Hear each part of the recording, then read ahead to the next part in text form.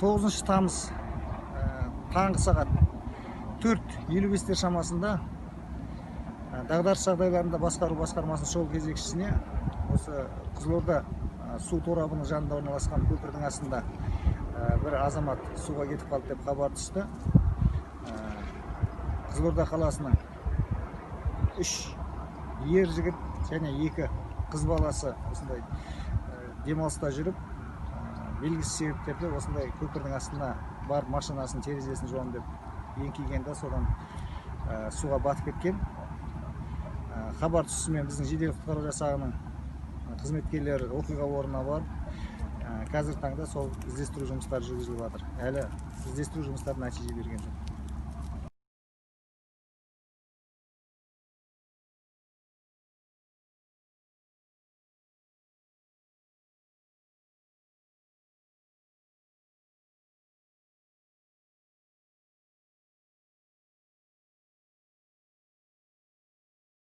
Төтенше жағдай департаменті тарапынан айтатынымыз, осындай беймезгіл уақытта және белгіленмеген жерге суға түспесе дейміз.